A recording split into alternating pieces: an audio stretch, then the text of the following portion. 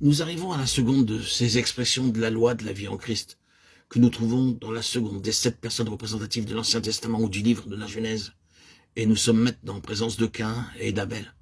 Nous trouvons ici la loi ou le principe de la vie se manifester par un contraste et un conflit, là où est la vie, et on comprendra que nous ne parlons pas ici de la vie humaine, nous parlons de la vie divine. Là où est cette vie, cet antagonisme viendra immédiatement à la lumière. Il en est toujours ainsi, et l'on ne saurait éviter le conflit ou le supprimer qu'au détriment de la vie.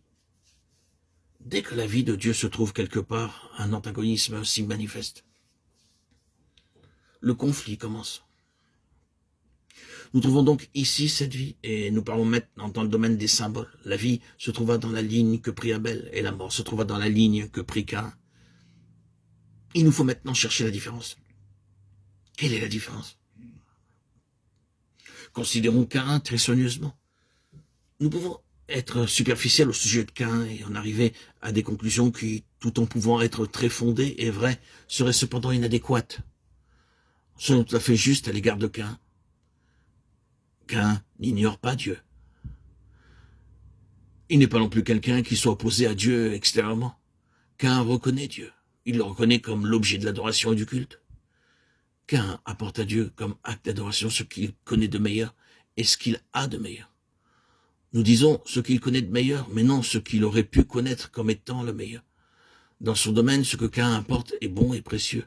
À moins de reconnaître cela et de l'exprimer ainsi, nous n'arriverons pas à comprendre la différence qui existe entre la mort et la vie.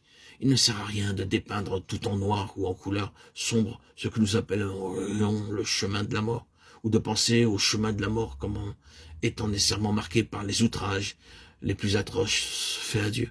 Il ne faut pas supposer que pour être dans le chemin de la mort, il soit nécessaire d'être ouvertement et positivement un antagoniste de Dieu, ou d'ignorer Dieu, ou de refuser à Dieu une reconnaissance pratique. Il n'est pas nécessaire de faire ces choses pour être dans le chemin de la mort.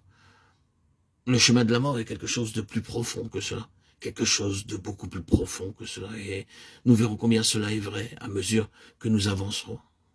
Oui, c'est le fruit de sa vie naturelle qu'apporte Caïn, et c'est là la toute portée de son acte. Lorsque nous avons dit cela, si nous le comprenons, alors nous sommes approchés du cœur de la situation. En ce qui concerne Abel, son attitude nous dit qu'il nous faut mourir pour vivre. Nous n'avons en nous-mêmes rien à offrir à Dieu, rien qui puisse lui être agréable. Nous n'avons qu'une vie qui doit être répudiée. Abel reconnaît le péché, et il voit que l'âme pécheresse doit être livrée à la mort. Elle ne peut être offerte à Dieu, ni elle, ni ses œuvres, ni ses fruits. Nous le voyons du côté de Caïn, l'âme cherche à être acceptée, sur la base de ce qu'elle croit avoir de bon en elle-même. Du côté d'Abel, l'âme cherche à mourir à elle-même.